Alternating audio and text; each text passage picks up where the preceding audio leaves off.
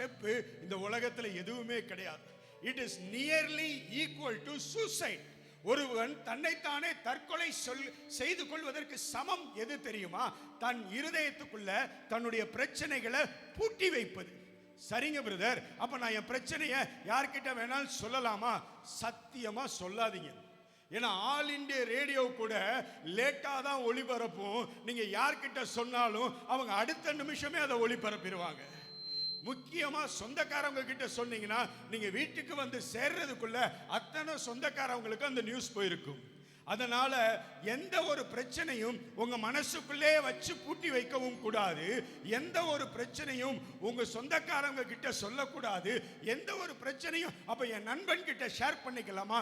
இன்றைய நண்பன் நாளைய எதிரியாகலாம். நாளைக்கு எதிரியாகிறவன் நாளை கழிச்சு நண்பனாகலாம். நட்பு என்கிற உறவு அழகான உறவு. ஆனால் எல்லா நாளும் எல்லா மனுஷரும் ஒரே மாதிரி இருப்பாங்களா? நிச்சயமா கிடையவே கிடையாதுங்க. அதுக்காக எல்லா மனுஷனையும் நம்ம வெறுத்திடலாமா? நிச்சயமாக கிடையவே கிடையாது. எல்லாரையும் நேசிக்கணும், யாரையும் நம்பக்கூடாது. சொல்லுங்க ஒரு ஆமென். எல்லாரையும் நேசிக்கணும், ஆனால் யாரையும் நம்பக்கூடாது. நாம் இந்த உலகத்தில் எல்லாரையும் நேசிப்பதற்காகத்தான் மனிதனாய் பிறந்திருக்கிறோம். நாம் எல்லாரையும் லவ் பண்றதுக்காக தான் மனிதனாய் பிறந்திருக்கோம். ஆனா எல்லாரையும் நாம போய் நம்பி எல்லா விஷயத்தையும் சொல்லலாமானா நிச்சயமா இல்லை. ஏன்னா எல்லா மனுஷங்கிட்டையும் ஒரு பலவீனம் இருக்கிறது. எல்லா மனுஷங்கிட்டையும் ஒரு குறை இருக்குது. குறை இல்லாத மனுஷன் என்பவன் இந்த பூமியில் யாருமே கிடையாது. அப்ப குறை இல்லாத மனுஷனை தேடி தேடி கண்டுபிடிச்சு நம்ம பிரச்சனையை சொல்லிடலாமா? சொன்னாலும் யூஸ் கிடையாது. ஏன்னா குறை இல்லாமல் ஒருவன் கூட இந்த பூமியில் பிறப்பதில்லை. அப்படி குறையோட பிறக்கிறதுனால நம்ம என்ன செய்யக்கூடாது? நம்முடைய பிரச்சனையை யார்கிட்டையும் சொல்லக்கூடாது. ஆனால் பைபிள் சொல்லுது, இயேசுங்கிறவரு இந்த பூமியில பிறந்ததே பிரச்சனைய நீக்கிறதற்காக தான் பிறந்தாராம். யாருடைய பிரச்சனைய? தம்முடைய ஜனங்களுடைய பிரச்சனைய. யார் தம்முடைய ஜனங்கள்? மனிதனாய் பிறக்கிற அத்தனை பேருமே அவருடைய ஜனங்கள் தான். அத்தனை பேர் மேலேயுமே அவர் அவ்வளவு பெரிய அன்பு வச்சிருக்கிறார். அத்தனை பேர் மேலேயுமே அவ்வளவு பெரிய பாசம் வச்சிருக்கிறார். அவ்வளவு பெரிய அன்பு வைத்த அந்த தெய்வம் சொல்றாரு, உன் பிரச்சனைக்கு முடிவு கட்டுவதற்காகத்தான் இந்த பூமிக்கு வந்தேன் என்று சொல்லுகிறார். பைபிளில் ஒரே ஒரு சம்பவத்தை உங்களுக்கு விளக்கிட்டு நான் ஜெபம் பண்ணி முடிச்சிடறேன். ரொம்ப நேரம் எடுக்க விரும்பல. யோவான் 5ஆம் அதிகாரம், யோவான் 5ஆம் அதிகாரம்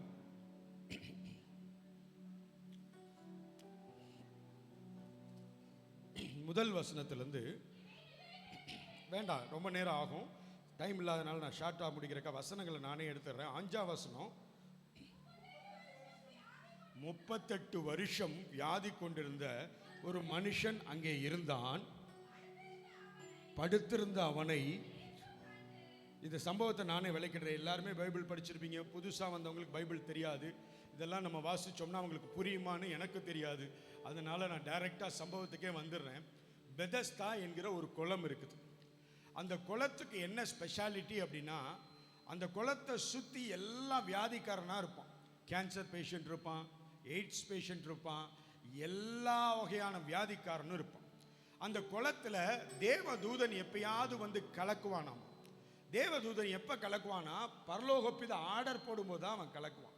அப்போ பரலோகப்பித ஆர்டர் போடும்போது அவன் வந்து கலக்கும்போது, குளம் கலங்கின உடனே யார் ஃபர்ஸ்ட் இறங்குறாங்களோ அவங்களுக்கு என்ன வியாதி இருந்தாலும் சுகமடைஞ்சிருவாங்க. இதுதான் அந்த குளத்தினுடைய ஸ்பெஷாலிட்டி, அந்த குளத்தினுடைய மிராக்கிள் ஸ்பெஷாலிட்டி. அப்போ இது இந்த குளத்துக்கு அடியில், இந்த குளத்தினுடைய கரையில் 38 வருஷம் ஒரு மனுஷன் படுத்திருக்கிறான். எதுக்காக? ஒரே ஒரு ஸ்டெப் எடுக்கிறதுக்காக. குளம் இதான் வைங்களேன், அவன் இப்படி படுத்திருக்கிறான்.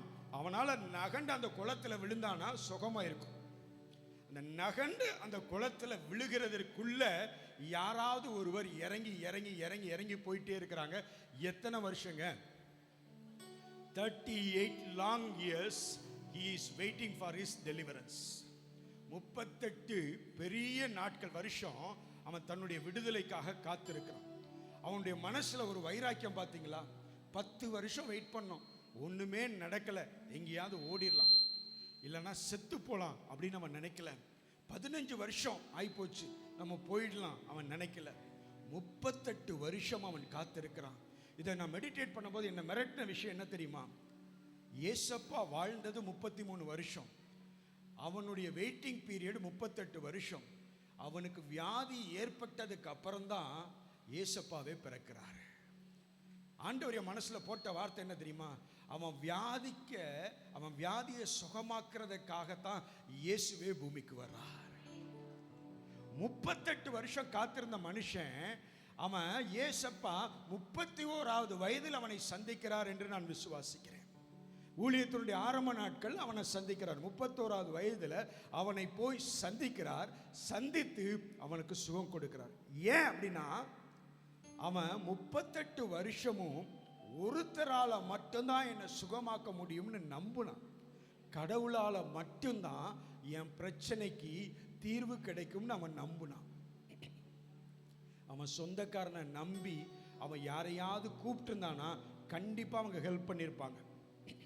அவன் ஃப்ரெண்ட்ஸை நம்பி அவன் யாரையாவது கூப்பிட்டு இருந்தானா அவனுக்கு யாராவது ஹெல்ப் பண்ணியிருப்பாங்க.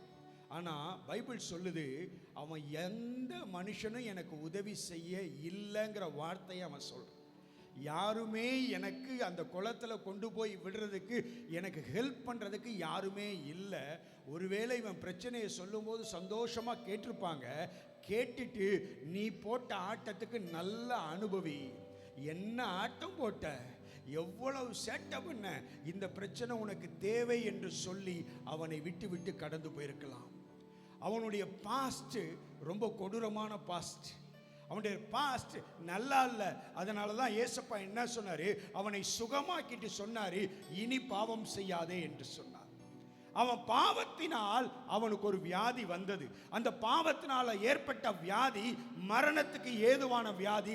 அந்த வியாதியினால அவன் தன்னை சுகமாக்கி கொள்ள முடியவில்லை. தன்னை சுகமாக்கி கொள்ள முடியாதபடினால அவன் என்ன செய்வதென்று தெரியாமல் அந்த குளத்தின் அருகே படுத்தே கிடந்தான். குளத்தின் அருகே படுத்தே கிடந்த அவனை ஃப்ரெண்ட்ஸ் ஹெல்ப் பண்ணல, அவனுடைய ஒய்ஃப் ஹெல்ப் பண்ணல, அவனுடைய சில்ட்ரன்ஸ் ஹெல்ப் பண்ணல, யாருமே ஹெல்ப் பண்ணல. ஆனா ஹாப்பி நியூஸ் என்ன தெரியுமா? இயேசு மனிதனாய் அவனை ஹெல்ப் பண்றதுக்காக பூமியில பிறந்தார். அவனுக்கு ஹெல்ப் பண்றதுக்காகவே பூமிக்கு மனித அவதாரம் எடுத்து என் இயேசு வந்தார். எதுக்காக வந்தார்? 38 வருஷம் ஒருத்தன் பிரச்சனையோடு இருக்கிறான். ஆனால் அவன் நம்பிக்கை என்ன? நான் அவனை ஹெல்ப் பண்ண முடியுங்கிற நம்பிக்கை இருக்குது. அந்த நம்பிக்கை வீணாய் போகக்கூடாது. அந்த நம்பிக்கை வேஸ்ட் ஆகக்கூடாது. ஏன்னா வசனம் சொல்லுது, உன் நம்பிக்கை ஒரு நாளும் வீண் போகாது. இன்னைக்கு இந்த ஆலயத்துக்கு வந்திருக்கிற நீங்க என்ன அழைப்பு பெற்று வேண்டுமானாலும் வந்திருக்கலாம், யாருடைய அழைப்பு பெற்று வேணாலும் வந்திருக்கலாம். ஆனால் உங்கள் வாழ்க்கையில் இருக்கிற எந்த பிரச்சனையாக இருந்தாலும் நீங்கள் மனிதனிடத்தில் சொல்லுவதை பார்க்கிலும் தேவனிடத்தில் சொல்லும்போது அந்த பிரச்சனைக்கு தீர்வுகளை எளிதாய் பெற்றுக்கொள்ளலாம்.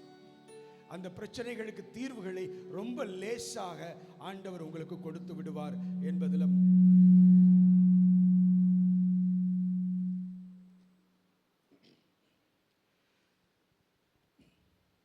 இயேசு ரொம்ப லேசாய் கொடுத்து விடுவார் என்பதில் மாற்று கருத்து இல்லை. உங்க வாழ்க்கை எப்படிப்பட்ட சூழ்நிலையில் வேண்டுமானாலும் இருக்கலாம், என் இயேசு அதை மாற்றுவதற்கு இரக்கமுள்ளவராயிருக்கிறார்.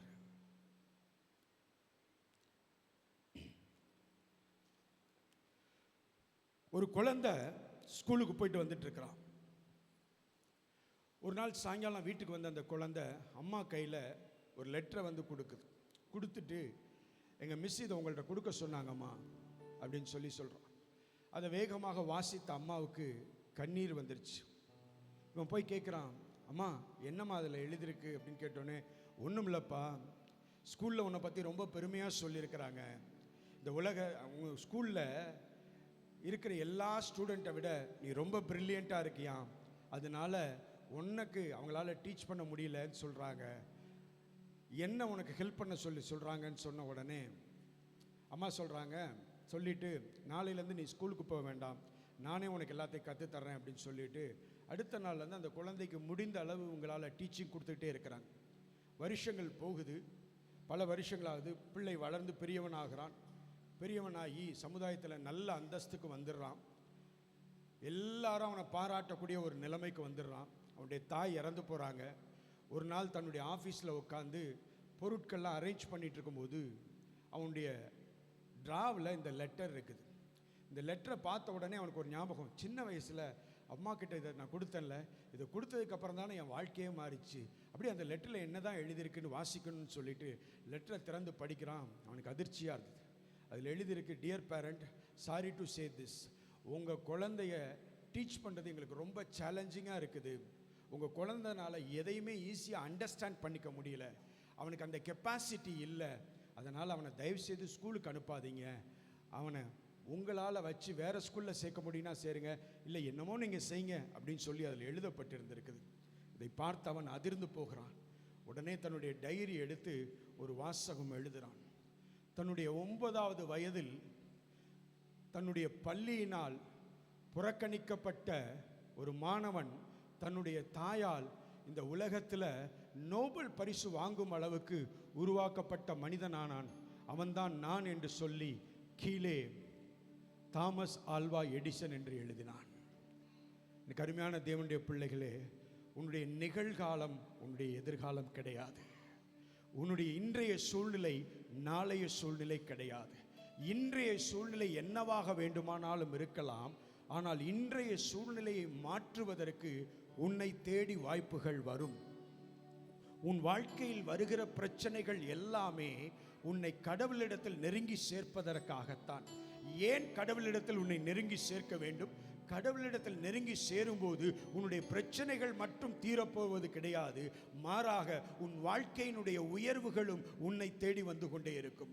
கடவுள் உன்னுடைய பிரச்சனையை மாற்றுறதுக்கு மட்டும் கடவுள் கிடையாது. இந்த உலகத்தில் நீ ஸ்பெஷலான ஆள் என்று இந்த உலகத்தில் நிரூபிப்பது அவரால் மாத்திரமே முடியும். தான் உருவாக்கின ப்ராடக்டை ஸ்பெஷல்னு சொல்லி காட்டுறது எந்த கம்பெனி ஓனருக்கும் பெரிய சந்தோஷத்தை தரும். அதே மாதிரி அவர் உருவாக்கின நீ, அவரால் உருவாக்கப்பட்ட நீ எந்த சூழ்நிலையிலும் ஒரு ஸ்பெஷலான ப்ராடக்ட்ங்கிறத இந்த உலகத்துக்கு காட்டுவதில் கடவுளுக்கு இருக்கிற மாதிரி சந்தோஷம் வேற யாருக்குமே இருக்காது. உன்னுடைய வாழ்க்கையில நீ எந்த சூழ்நிலையில நின்று கொண்டு இந்த இடத்திற்கு வந்திருக்கிறாய் என்பது எனக்கு தெரியாது.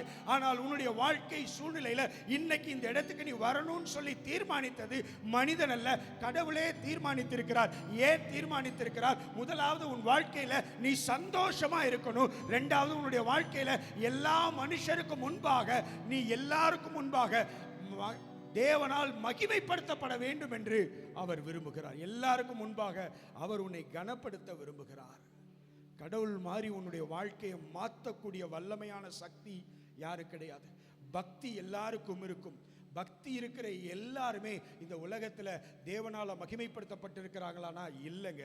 ஆனால் யாரெல்லாம் தேவன் என்னை நேசிக்கிறார் என்று உணர்ந்து கொண்டு தன்னுடைய வாழ்க்கையை விட்டு கொடுக்கிறாங்களோ அவங்களுடைய வாழ்க்கையில் எதிர்பார்க்காத மாற்றங்களை கடவுள் செய்திருக்கிறார். உதாரணமாய் சொல்ல வேண்டும் என்றால், இன்னைக்கு உங்கள் மத்தியில் நான் பேசி கொண்டிருக்கிறேன்னா, ஒரு கல்லூரியினுடைய பிரின்சிபலாக வேலை பார்த்தவன், பிஇ முடிச்சு, எம்இ முடிச்சு, பிஹெச்டி முடிச்சு, ஒரு காலேஜில், இன்ஜினியரிங் காலேஜில், பாலிடெக்னிக் காலேஜில் பிரின்சிபலாக இருந்து, then I resigned it and doing my own business. அதோடு கூட ஆண்டவருடைய ஊழியத்தையும் செய்து வருகிறேன். இதை ஏன் நான் உங்ககிட்ட சொல்கிறேன் அப்படின்னா, இப்போ நான் சொல்லும்போது நீங்கள்லாம் அப்படியா அப்படின்னு ஒரு ஆச்சரியத்தோடு பார்ப்பீங்க. பிஇ எம்இ பிஹெச்டின்னு சொன்ன பெருசாக பார்ப்பீங்க. ஆனால் உண்மை என்ன தெரியுமா?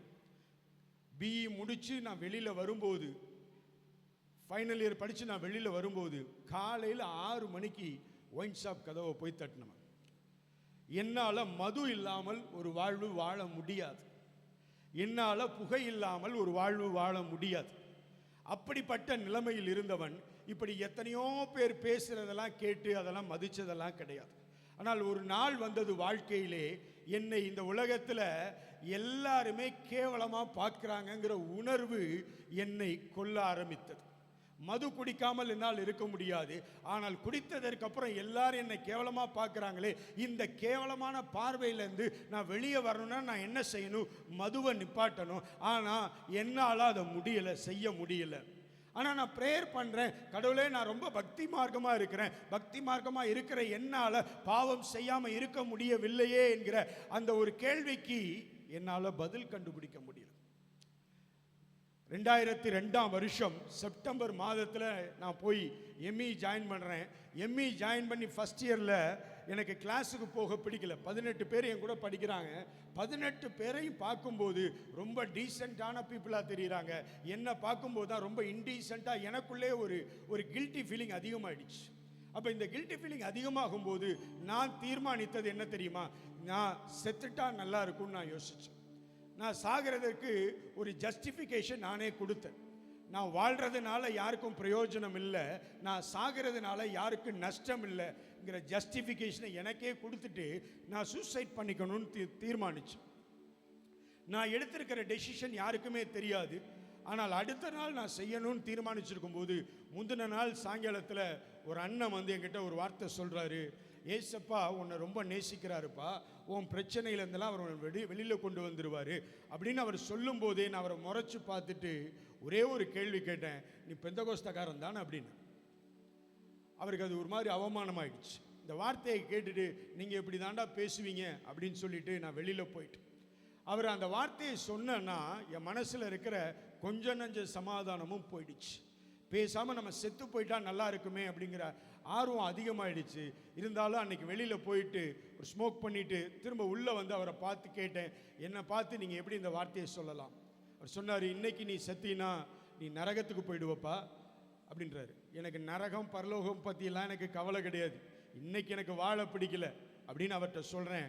அவர் அதுக்கு சொல்கிறாரு, நீ எதுக்கு சாகணும்னு நினைக்கிற? அப்போ நான் சொல்கிறேன், நான் வந்து குடிக்காமல் இருக்கணும்னு 3 தடவை டெசிஷன் எடுத்தேன். ஆனால் என்னால் ஒரு வாரம் தாண்ட முடியல. நான் ஸ்மோக் பண்ணாமல் இருக்கணும்னு சொல்லி பல நாள் ப்ரேயர் பண்ணி சத்தியம் எடுத்தேன். ஆனால் என்னால் முடியல அப்படின்னு சொல்லும்போது அவர் சொன்னார், இயேசுன்னு ஒருத்தர் இருக்கார், அவனுக்கு தெரியுமான்னு. நான் சொன்னேன், அவர் தாங்க கடவுள்னு நினச்சி நான் கும்பிட்டுட்டு இருக்கிறேன் அப்படின்னு. அப்படியா அப்படின்னாரு. ஆமாங்க. இயேசு எதுக்காக செத்தார்னு கேட்டார். இயேசு பண்ணின பிரசங்கம் பிடிக்கல, அதனால் அவர் அடித்து கொண்டு விட்டாங்கன்னு சொன்னேன். இன்னைக்கு நீங்கள் சிரிக்கிறீங்க, அன்னைக்கு அவர் சிரிச்சார். அப்போ அவர் சொன்னார், அது இல்லைப்பா காரணம், இயேசு கடவுள், அந்த கடவுளை யாருமே கொல்ல முடியாது, அவர் இந்த பூமியில் மனிதனாக பிறக்க வேண்டிய அவசியமே கிடையாது, மேலேருந்தே எல்லாத்தையும் கண்ட்ரோல் பண்ணலாம். ஆனால் அவர் மனுஷனாக பிறந்தார் இல்லையா, கிறிஸ்மஸ்னு கொண்டாடுறீங்க இல்லையா, ஏன் மனுஷனாக பிறந்தார் தெரியுமா? எல்லாரும் வாழ்கிறதுக்காக பிறக்கிறாங்க, ஆனால் சாகிறதுக்காக பிறந்த ஒரே ஒரு மனுஷன் இயேசு மட்டும்தான்னு சொன்னார்.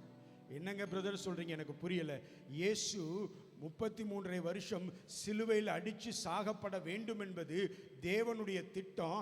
அந்த திட்டம் நிறைவேறதுக்காக மனுஷனாக பிறந்தார். என்னங்க சொல்கிறீங்க, புரியலை. ஒன்றும் வேண்டாம், நீ ரொம்ப போட்டு குழப்பாத, நான் சொல்கிறேன், சிம்பிளாக ஒரு காரியத்தை செய், ஒரு ப்ரேயர் பண்ணினார். எனக்கு அதெல்லாம் பண்ண தெரியாதுங்க. சரி நான் சொல்லி கொடுக்குறேன், நீ பண்ணு.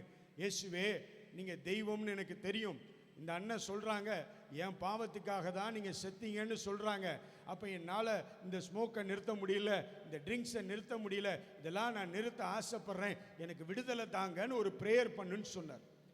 எம்மி இல்லையா, எனக்கு சிங்கிள் ரூம் கொடுத்துருந்தாங்க, கதவை சாத்திக்கிட்டேன், முழங்கால் போடுறேன். ஃபஸ்ட்டு டைமாக அந்த வார்த்தையை சொல்லி பேசுகிறேன். சொல்லி பேசும்போதே என்னை அறியாமல் நான் அழுக ஆரம்பிக்கிறேன். அழுதுட்டு இருக்கும்போதே என் கண்ணில் ஒரு காட்சி பார்க்குறேன். என்னை உலகத்தில் பெற்றெடுத்த என்னுடைய தகப்பன் ஒரு மலை மேலே சிலுவையை தூக்கிட்டு ஏறுறாரு. அவர் எல்லாரும் அடிக்கிறாங்க. அவர் அடிக்கும்போது என் மனசெல்லாம் பதறும்போது நான் அழுகிறேன். அழுதுகிட்டே அன்றைக்கி நைட்டு தூங்கிட்டேன். காலையில் எந்திரிக்கிறேன், ரொம்ப ஃப்ரெஷ்ஷாக தெரியுது, எதுவுமே யோசனை இல்லை, காலேஜுக்கு கிளம்பி போயிட்டேன். அந்த அண்ணன்கிட்ட போய் இந்த விஷயத்தை சொல்கிறேன். அவர் ரொம்ப சந்தோஷப்பட்டார். சரி நீ பண்ண ப்ரேயர் அவர் கேட்டார், நம்புறியா? ஆமாம் நம்புகிறேன், ஏதோ நடந்துச்சு, இது வரைக்கும் எனக்கு அப்படி நடக்கலை, ஆனால் இன்றைக்கி நடந்திருக்கு அப்படின்னு சொல்கிறேன். சரி உனக்கு இஷ்டப்பட்டதை நீ செய்யின்ட்டு அவர் போயிட்டார். எதுவுமே எனக்கு கம்பல் பண்ணல. அடுத்த நாள் காலேஜ் போனேன். 1 வாரம் ஆச்சு. 1 வாரம் சாயங்காலம் டீ குடிக்க உட்காந்துருக்கும் போது அவர் வந்து என்கிட்ட கேட்குறாரு, டெய்லி சாயங்காலம் வெளியில் போவியப்பா, தம் அடிக்க போலையான்னு கேட்டார். எனக்கு அப்போ தான் ஸ்ட்ரைக் ஆகுது, 1 வாரம் எனக்கு அந்த சிந்தனையே வரல. 1 வாரமாக குடிக்கணும்னு தோணலை, 1 வாரமாக ஸ்மோக் பண்ணணும்னு தோணலை. அன்னைக்கு பண்ண ப்ரேயரை அப்படியே கேட்டு என் மைண்டில் இருக்க அந்த ஹேபிட்டே எரேஸ் பண்ணிட்டார். இன்னைக்கு 23 வருஷம் ஆச்சு. 23 வருஷம் எத்தனை ஸ்டூடெண்ட்ஸு ட்ரக் அடிக்ஷன்லேருந்து வெளியே வந்திருக்காங்க தெரியுமா? எத்தனை ஸ்டூடெண்ட்ஸ். நான் அதுக்கப்புறம் எம்இ முடிச்சு நேராக காலேஜில் டீச்சிங் தான் போனேன், காலேஜில் லெக்சராக தான் போனேன். எவன்லாம் குடிக்கிறானோ அவன்கிட்ட போய் பேசுவேன், எவன்லாம் தம் அடிக்கிறானோ அவன்கிட்ட போய் பேசுவேன், எவன்லாம் கஞ்சா குடிக்கிறானோ அவன்கிட்டலாம் பேசுவேன். இன்னைக்கு அவன்லாம் அதை விட்டுட்டு ஆசிரியர் தொழிலுக்கே வந்திருக்கான். கருமையான தேவனுடைய பிள்ளை, இதை நான் பெருமைக்காக சொல்லலை. சொல்ல வர்றதுடைய ஒரே ஒரு காரணம் என்ன தெரியுமா? இயேசு உயிரோடு இருக்கிறார். நீங்க உங்களுடைய பிரச்சனைகளுக்கு, எப்பேற்பட்ட பிரச்சனைகளுக்கு முடிவு இருக்கு. இயேசு ஒரு மதத்தின் தலைவர் அல்ல. இயேசு கிறிஸ்தவ மதத்தின் தலைவர் அல்ல. இயேசு கிறிஸ்துன்னு சொன்னாலே அவன் கிறிஸ்தவன் என்ற அர்த்தம் கிடையாது. இயேசு ஒரு நாள் இந்த பைபிள்ல மதத்தை சார்ந்திருக்கிறவனை அங்கீகரிச்சதே கிடையாது. யூதர்கள் ரொம்ப மத வைராக்கியம் பிடிச்சவங்க. இயேசு யூத குலத்துல தான் வந்தார். ஆனா ஒரு நாளும் ஒரு யூதனையும் மதத்துக்கு அங்கீகாரம் கொடுத்து பேசினவனை அவர் மதிச்சதே கிடையாது. அவர் சாப்பிட்டதெல்லாம், எவன்லாம் தப்பு செய்யறானோ அவன் வீட்டை தேடி போய் உட்கார்ந்து சாப்பிடுவார். என்னன்னா அவனுக்கு பிரச்சனை இருக்கு. பிரச்சனை இருக்கிறவனை சரி பண்றதுக்காக தான் இயேசு உயிரோடு இருக்கிறார். இன்னைக்கு உங்க வாழ்க்கையில என்ன பிரச்சனை இருக்குன்னு எனக்கு தெரியாது. ஆனா ஒண்ணு எனக்கு தெரியும், இன்னைக்கு இந்த இடத்துக்கு நீங்க சும்மா வரல, ஏதோ ஒரு கிறிஸ்மஸ் செலிப்ரேஷனுக்காக வரல. நீங்க வந்திருக்கிற காரணம் அதுவா இருக்கலாம் முன்னாடி. ஆனா பிஹைண்ட் த சீன் என்ன தெரியுமா? ஆண்டவர் உங்களை நேசிச்சு, வாடா மகனே, வாடா மகளே, நான் உனக்காக இருக்கிறேன். உன் பிரச்சனை எவ்வளோ பெரிய கடன் பிரச்சனையா இருக்கட்டும், நான் அதை தீர்ப்பேன். உன் பிரச்சனை எவ்வளோ பெரிய வியாதி பிரச்சனையா இருக்கட்டும், அதை நான் தீர்த்து கொடுப்பேன். எவ்வளோ பெரிய மோசமான காரியத்தையும் மாற்றி கொடுக்கறதுக்கு நான் உயிரோடு இருக்கிறேன். நீ எந்த மதத்தில் வேணாலும் இரு. நீ ஹிந்துவா இரு, நீ முஸ்லீமா இரு, நீ கிறிஸ்டியனா இரு, கேத்தலிக்கா இரு, யாரா வேணாலும் இரு. என்னுடைய மதம் என்ன தெரியுமா? அன்பு மட்டுமே என்னுடைய மதம். இயேசுவனுடைய லாங்குவேஜ் என்ன தெரியுமா? அன்பு மட்டும்தான். இயேசுவனுடைய வைராக்கியம் என்ன தெரியுமா? அன்பு மட்டும்தான். ஒன்ன நேசிக்கிற மாதிரி இந்த உலகத்தில் அவர் யாரையுமே நேசிக்கலைங்க. உன் மேல வச்சிருக்கிற பாசத்தை இந்த உலகத்துல யாரு மேலேயும் வைக்கலங்க. நீ எங்க வேணாலும் போ, எதை வேணாலும் கும்பிடு, ஆனா இயேசு கிட்ட உன் பிரச்சனையை சொல்லிப்பார். அவர் உன் கூட பேசுறாரா இல்லையான்னு பார். அவர் உன் கூட பேசலனா நான் சொல்றதை நீ எடுத்துக்க வேண்டாம். உன் பிரச்சனை மாறலனா நான் சொல்றது. இவ்வளவு தைரியமா, இவ்வளவு ஓப்பனா சேலஞ்ச் பண்றீங்களே பிரதர், எப்படி? நான் அனுபவித்ததை பேசுகிறேன் ஐயா. உனக்கு இதை சொல்ல வேண்டும் என்கிற கட்டாயம் எங்க இருந்து வருது தெரியுமா? யாம் பெற்ற இன்பம் பெருக இவ்வையகம் என்பதை தவிர வேற எந்த நோக்கமும் கிடையாது. நீங்க நல்லா இருக்கணுங்கிற நோக்கத்தை தவிர வேற எதுவுமே கிடையாது. உங்களை பார்த்து சொல்றேன், உங்களை நேசிக்கிற மாதிரி இந்த உலகத்தில் ஆண்டவர் யாரையுமே நேசிக்கல. உங்க மேல வச்சிருக்கிற அன்பை இந்த உலகத்தில் அவர் யார் மேலையும் வைக்கலைங்க. எந்த சூழ்நிலையிலையும் கர்த்தர் உன மேல வச்சிருக்கிற அன்பை வேற யார் மேலே வைக்கலைங்கிறதுக்கு ஒரே ஒரு சாட்சியை நான் சொல்லி நான் ப்ரே பண்ண விரும்புகிறேன். டாக்டர் அகமது என்கிற மிகப்பெரிய ஒரு கேன்சர் ஸ்பெஷலிஸ்ட் ஒரு கான்ஃபரன்ஸ்க்காக ஃப்ளைட் ஏறி போகிறதுக்காக ஏர்போர்ட் போகிறார். ஃப்ளைட்டில் ஏறி உட்காந்துட்டார். ஏறி உட்காந்தோடனே ஒரு அனௌன்ஸ்மெண்ட் கொடுக்குறாங்க. வெதர் கண்டிஷன்ஸ் பூராக இருக்கிறதுனால ஃப்ளைட் கிளம்புறதுக்கு கொஞ்சம் டிலே ஆகும் அப்படின்னு சொல்லி அனௌன்ஸ்மெண்ட் கொடுக்குறாங்க. இவர் பதறி போகிறார். அந்த கான்ஃபரன்ஸில் இவர் தான் முக்கியமான ஸ்பீக்கர். 1 ஹவரில் அவர் அங்கே இருக்கணும். இவர் போகல அப்படின்னா கான்ஃபரன்ஸே கேன்சல் ஆயிரும். இவருக்கு என்ன செய்யறதுன்னு தெரியல. அங்கே இருக்கிற ஏர் ஹோஸ்டஸ்ட்டை போய் சொல்கிறார், மாதிரி நான் வந்தால் தான், அங்கே போனால் தான் எனக்கு பேச முடியுங்க, எனக்கு ஏதாவது ஹெல்ப் பண்ணுங்கள், ஏதாவது வெஹிக்கிள் அதை அரேஞ்ச் பண்ணி கொடுங்கன்னு சொன்னோன்னே, நீங்கள் ஃப்ரண்ட் ஆஃபீஸ் போங்க, உங்களுக்கு ஹெல்ப் பண்ணுவாங்க அப்படின்னு சொல்கிறார். இவர் ஃப்ரண்ட் ஆஃபீஸ் போகிறாரு. டெர்மினஸில் போய் ஃப்ரண்ட் ஆஃபீஸில் கேட்குறாரு. அவருடைய கார்டை கொடுத்தோடனே அவருக்கு ஒரு ப்ரையாரிட்டி கொடுக்குறாங்க, ஒரு இம்பார்ட்டன்ஸ் கொடுக்குறாங்க. அவருக்கு ஒரு வெஹிக்கிள் அரேஞ்ச் பண்ணுறாங்க. காரில் ஏறி ஸ்டேட் விட்டு ஸ்டேட் ட்ராவல் பண்ணுறதுக்கு கிளம்புறாரு. போகும்போது நல்ல மழை பிடிச்சிருச்சு. ஹெவி ரெயின்னா பயங்கர ஹெவி ரெயின். இவருக்கு அதெல்லாம் பற்றி கவலை இல்லை. டிரைவருக்கு அழுத்தம் கொடுத்துக்கிட்டே இருக்கிறார். சீக்கிரம் போ, சீக்கிரம் போ, சீக்கிரம் போன்னு அழுத்தம் கொடுத்துட்டே இருக்கிறாரு. டிரைவர் ரூட்டே தெரியாமல் ஏதோ ஒரு காட்டுக்குள்ளே வண்டியை விட்டுட்டான். ரொம்ப நேரம், 1 மணி நேரம் ஆயிடுச்சு. என்னப்பா இன்னும் போயிட்டே இருக்க, எங்கப்பா இருக்கேன்னு கேட்குறாரு. டிரைவருக்கும் இடம் தெரியல, இவருக்கும் இடம் தெரியல. வண்டி காட்டுக்குள்ளே போய் ஒரு பாலடைஞ்ச ஒரு வீடு, அந்த வீட்டுக்கு முன்பாக வண்டி போய் நிற்குது. ஒரு இறங்கி பார்க்குறாரு, சுற்றிலும் வீடே இல்லை. இந்த ஒரு வீடு தான் இருக்குது. பயங்கர குளிர். ஃபோன் எடுத்து பார்க்குறாரு, மொபைலில் டவர் இல்லை. நேராக அந்த வீட்டுக்குள்ளே போகிறாரு. கதவை தட்டுறாரு. ஒரு பாட்டியம்மா கதவை திறக்கிறாங்க.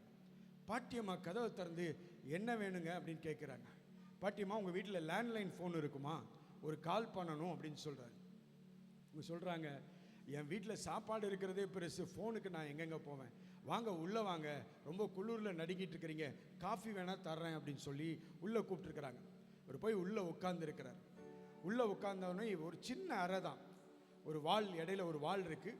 அந்த சைடு அந்த அம்மா போய் ஸ்டவ்வை வச்சு பாலை வச்சு ரெடி பண்ணுறாங்க. அதுக்கு பக்கத்தில் ஒரு படுக்கையில் ஒரு 9 வயது சிறுவன் படுத்திருக்கிறான். இந்த அம்மா பாலை வைக்கிறாங்க. நேராக அந்த பையன் கிட்ட போய் முழங்கால் போட்டு அவன் தலையில் கை வைக்கிறாங்க, ப்ரேயர் பண்ணுறாங்க. திரும்ப போய் பாலை பார்க்குறாங்க. இவர் உட்காந்து அதை பார்த்துக்கிட்டே இருக்கிறார். பார்த்துக்கிட்டே இருந்தவர் அந்த அம்மா காஃபி கொடுக்க வரும்போது கேட்குறாரு, உங்களுக்கு ஏதோ பிரச்சனை இருக்குன்னு நினைக்கிறேன், முடிஞ்சால் என்கிட்ட சொல்லுங்கள், என்னால் ஏதாவது ஹெல்ப் பண்ண முடியுமான்னு பார்க்குறேன் அப்படின்னு சொல்லி ஒரு பெருந்தன்மையோடு சொல்கிறாரு. உடனே அந்த அம்மா சொல்கிறாங்க, எல்லார்ட்டையும் சொல்லிட்டேன், உங்கள்கிட்ட சொல்கிறதுக்கு என்ன, எனக்கு ஒரே ஒரு மக, அவளை நல்லா வளர்த்து கல்யாணம் பண்ணி கொடுத்தேன். அவளுக்கு ஒரு அருமையான ஆண்மகன் பிறந்தான். பிறந்து நல்லா வளர்ந்துட்டு இருந்த சமயத்தில் ஒரு ஆக்சிடெண்ட்டில் என் மகளும் மருமகனும் இறந்து போயிட்டாங்க. அப்புறம் இந்த பையனை நான் தான் வளர்க்க வேண்டியிருந்தது. நல்லா ஸ்கூலுக்கு போயிட்டு இருந்தான். திடீர்னு ஒரு நாள் ஸ்கூல்லேருந்து என்னை கூப்பிட்டு விட்டாங்க. பதறி போய் ஓடி போனால் இவன் மயக்கம் போட்டு விழுந்துட்டான். பயங்கர வயிறு வலி, மயக்கம் போட்டு விழுந்துட்டான். அவன் ஹாஸ்பிட்டலுக்கு கொண்டு போகணுன்னு சொன்னாங்க. போய் பார்த்தா அவன் வயிற்றில் ஒரு கட்டி வளருதுன்னு சொல்லிட்டாங்க. இந்த கட்டி ஆப்ரேஷன் பண்ணால் தான் எடுக்க முடியும், ஆனால் அது எல்லாருமே பண்ண முடியாது. இந்த ஊர்லேயே ஒரு சிறந்த மருத்துவர் இருக்கார், அவரால் மட்டும்தான் இதை செய்ய முடியும். அவரை சந்திக்கிறது ஈஸி கிடையாது, அவருக்கு ஃபீஸும் ஈஸியாக கொடுக்க முடியாது, ரொம்ப பெரிய தொகை கேட்பார்னு சொன்ன உடனே இவர் ரொம்ப க்யூரியஸ் ஆகிட்டார். யார் அவன், நமக்கு மேலே ஒருத்தன் அந்த ஊரில் இருக்கிறான் அப்படின்னு சொல்லிட்டு ரொம்ப க்யூரியஸாக கேட்டுகிட்டே இருக்கிறாரு. அந்த அம்மா எல்லாம் சொல்லி முடித்தோடனே மெதுவாக கேட்குறாரு, யாருங்க அந்த டாக்டரு? நானும் ஒரு டாக்டர் தான், சொல்லுங்கள், அந்த டாக்டர்கிட்ட நான் பேசுகிறேன் அப்படின்னு சொன்னோடனே அந்த அம்மா சொன்னாங்க, யாரோ டாக்டர் அகமதாங்க, அவரை பார்க்கவே முடியாதுன்னு சொல்கிறாங்க, அவரை பார்க்கணுங்கிறதுக்காக தான் இவ்வளோ நேரம் நான் ஜெபம் பண்ணிகிட்டே இருக்கிறேன்.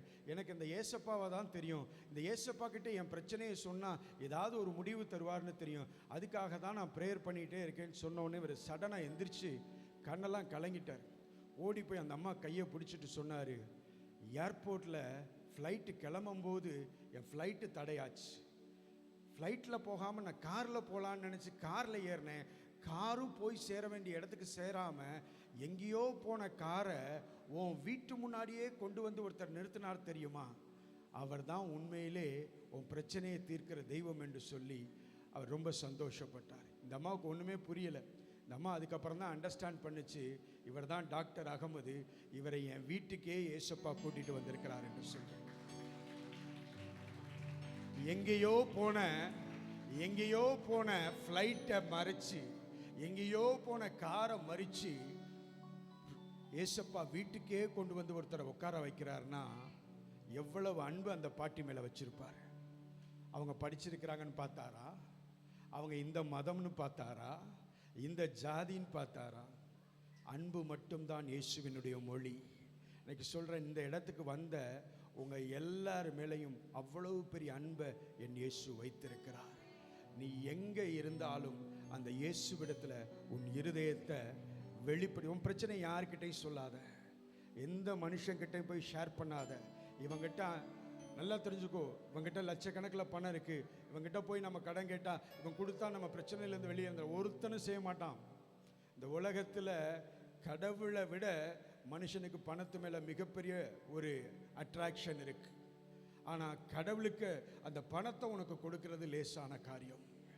உன் பிரச்சனையை யாருக்கிட்டையும் போய் ஷேர் பண்ணாமல் உன் மனசை திறந்து உண்மையாக சின்சியராக இயேசுவேன்னு நீ கூப்பிட்டு பாரு, உன் வாழ்க்கையை வேற லெவலுக்கு அவர் கொண்டு வந்து நிறுத்துவார். உண்மையாக சொல்கிற, பெருமைக்கு சொல்லலை. ஒரு நாள் காலையில் சேலத்தில் ஃப்ரெண்டை பஸ் ஏற்றி விடுறதுக்காக 6 மணிக்கு போனவன் 6 மணிக்கு ஃப்ரெண்டை பஸ் ஏற்றி விட்டுட்டு ஒயின் ஷாப்பில் போய் ஆளாக உட்காந்து நானும் என் ஃப்ரெண்டு குடிக்க ஆரம்பித்தோம். இன்றைக்கி அதே 6 மணிக்கு உட்காந்து ப்ரேயர் பண்ணுற நிலைமைக்கு ஆண்டவர் என் வாழ்க்கையை மாற்றிருக்கிறார். சொல்கிறேன், இன்றைக்கி எத்தனையோ பேர் மதுவுக்கு அடிமையாக இருக்கிறாங்க, எத்தனையோ பேர் போதைக்கு அடிமையாக இருக்கிறாங்க. அவங்க எல்லாருடைய வாழ்க்கையிலையும் மாற்றம் வருமானா, நிச்சயமாய் நிரந்தரமான மாற்றத்திற்கு நான் சாட்சி என்று உங்கள் மத்தியில் சொல்கிறேன். உன் பிரச்சனை எல்லாத்திற்கும் முடிவை என் இயேசுவால் தர முடியும். உன் பிரச்சனை எல்லாத்திற்கும் முடிவை என் இயேசு கொண்டு வந்து தருவார். நீ யாருக்கு முன்னாடியும் போய் நீ கேட்க தேவையில்லை, தனியாக உன் மனசில் இருந்து கேட்டுப்பார், கர்த்தர் உனக்கான தொடர்பை ஏற்படுத்துவார். எல்லாம் எழுந்து நிற்கலாமா? நம் ஜெபித்து முடிக்கலாம். அவ்வளோதான், செய்தி முடிந்தது. இயேசுனாலே என்ன அர்த்தம்னா, தம்முடைய ஜனங்களுடைய பாவங்களை நீக்கி அவர்களை ரட்சிக்கிறவர் என்ற அர்த்தம். இன்னைக்கு உங்கள் வாழ்க்கையில் இருக்கிற எல்லா பிரச்சனைக்கும் ஒரே ஒரு காரணம்தான், நீங்கள் தெரிஞ்சு செஞ்ச பாவம், தெரியாமல் செஞ்ச பாவம்.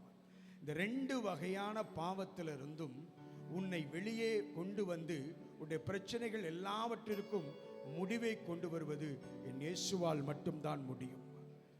அதனால் உங்கள் மனசில் என்ன பாரங்கள் இருந்தாலும் இந்த கிறிஸ்மஸ் அன்னைக்கு இந்த ஆலயத்திற்கு வந்த நீங்கள் நல்லா இருப்பீங்க, சந்தோஷமாக இருப்பீங்க.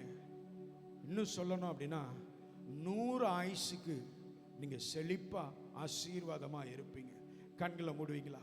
உங்களுக்காக நான் ஜெபிக்க போகிறேன். எல்லாரும் கண்களை மூடி. Thank you holy spirit. கிருபை இரக்கங்களால் ஆத்துமாவை ஈ மைனர். Thank you holy spirit. கிருபை இரக்கங்களால் மணிமுடி சூட்டுகிறார். கிருபை இரக்கங்களால் மணிமுடி சூட்டுகிறார். வாழ்நாளெல்லாம் நன்மைகளால் திருப்தியாக்குகிறார். வாழ்நாளெல்லாம் நன்மைகளால் திருப்தியாக்குகிறார். கர்த்தர் செய்த நன்மைகளை ஒரு நாடும் மறவாதே. கர்த்தர் செய்த நன்மைகளை ஒரு நாளும் மறவாதே. ஆத்துமாவே நன்றி சொல்லு முழு உள்ளத்தோடு. ஆத்துமாவே நன்றி சொல்லு முழு உள்ளத்தோடு. குற்றங்களை மன்னித்தாரே, நோய்களை நீக்கினாரே. குற்றங்களை மன்னித்தாரே, நோய்களை நீக்கினாரே. படுகொழியினின்று மீட்டாரே, ஜீவனை மீட்டாரே. படுகொழியினின்று மீட்டாரே, ஜீவனை மீட்டாரே. கர்த்தர் செய்த நன்மைகளை ஒரு நாளும் மறவாதே. கர்த்தர் செய்த நன்மைகளை ஒரு நாளும் மறவாதே. ஆத்துமாவே நன்றி சொல்லு முழு உள்ளத்தோடு. ஆத்துமாவே நன்றி சொல்லு முழு உள்ளத்தோடு. அப்படியே கண்களை மூடி நிற்பீங்களா? உங்களுக்காக நான் ஜெபிக்க போகிறேன்.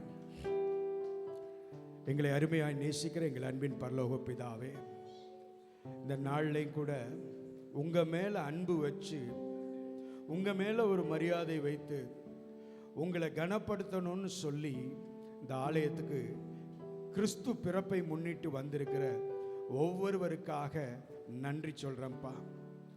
ஆண்டவரே, உங்கள் அன்பு அவங்கள இந்த இடத்திற்கு கொண்டு வந்ததற்காக நன்றி சொல்கிறேன். எல்லாம் சிரிக்கலாம் ஆண்டவரே, வெளியில் பார்க்கும்போது சிரிச்சிட்ருக்கலாம், ஆனால் அவங்க மனதில் என்ன கேள்வி இருக்கிறது, என்ன வேதனை இருக்குதுன்னு உங்களுக்கு மட்டும்தான்ப்பா தெரியும். இந்த இடத்திற்கு வந்த ஒவ்வொருவரையும் நீங்கள் தொட்டு ஆசீர்வதிக்கணும்னு சொல்லி ஜெபிக்கிறேன். அவங்க மனசில் இருக்கிற வேதனைகள் எல்லாம் நீங்கணும், சரீரத்தில் இருக்கிற வியாதிகள் எல்லாம் நீங்கணும். அவங்க அமைதியாக, சந்தோஷமாக, சமாதானமாக இந்த உலகத்தில் ஜீவிக்கணும் ஆண்டவரே. மனதின் போராட்டங்கள் எல்லாத்தையும் நீக்குங்க. உங்கள் அன்பு எவ்வளவு பெருசுன்னு ருசிக்க வைங்க ஆண்டவரே. என்ன ருசிக்க வைத்த ஆண்டவர் இங்கே வந்திருக்கிற ஒவ்வொருவரையும் ருசிக்க வைங்க. இன்னைக்கு தான் இந்த ஆலயத்துக்கு வந்திருக்கிறாங்கன்னா அவங்கள தொட்டு ஆசீர்வதிங்கப்பா. அவங்க வாழ்க்கையை சந்தோஷமாக்குங்க, சமாதானமாக்குங்க. நிம்மதியா சொந்தக்காரவங்களுக்கு முன்பாக கம்பீரமா நிற்க வைங்க ஆண்டவரே. எல்லா அவமானங்களை மாற்றுங்க. நீங்க உயிரோடு இருக்கிறதுல அதை நீங்க ஒவ்வொருவரும் அனுபவிக்கும்படி செய்யுங்கப்பா. ஆசீர்வதிங்கப்பா. எனக்கு நீங்க கொடுத்த இந்த வாய்ப்புக்காக நன்றி தகப்பனே. அருமை சபை ஊழியருக்காக, பிள்ளைகளுக்காக, குடும்பத்திற்காக நன்றி சொல்றேன். தொடர்ந்து வருகிற ஒவ்வொரு பகுதியும் ஆசீர்வதித்து வழி நடத்துங்க. இயேசு கிறிஸ்துவின் நாமத்தில் ஜெபிக்கிறேன் நல்ல பிதாவே. ஆமேன், ஆமேன்.